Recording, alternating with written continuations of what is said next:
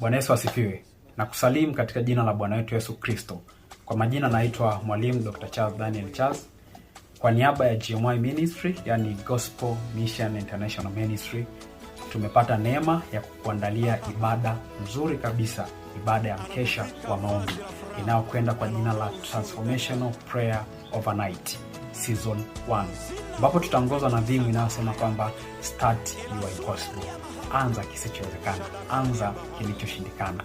Luka 1 mstari wa 37. Luka 1 mstari wa 37 nitakusomea. Kwa kuwa hakuna neno lisilowezekana kwa Mungu. Kwa kuwa hakuna neno lisilowezekana kwa Mungu. Kwa hiyo mtu wa Mungu, mimi nikukaribishe na nikualike kabisa siku hiyo ya ibada maalum, ambapo tutakuwa tuna agenda kubwa mbili. Agenda namba 1, tutamshukuru Mungu kwa kutusaidia kuimaliza nusu mwaka ya kwanza, yani miezi 6.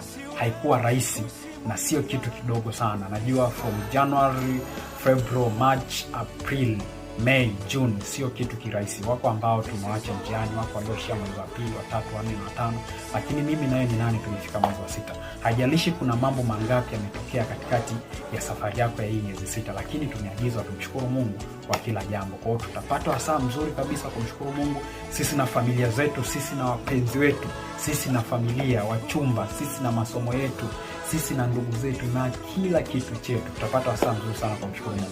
Jambo la pili, au agenda namba 2 ambayo tutakuwa nao, tutaiombea miezi 6 au nusu mwaka iliyobaki kwa habari ya utimilifu mwema na ukamilifu mwema. Najua iko mipango ambayo tulijiwekea kwenye familia, ngazi ya familia, ngazi ya mtu mmoja, kwenye mahusiano, kwenye huduma, kwenye taaluma, kwenye kazi, kwenye kila eneo.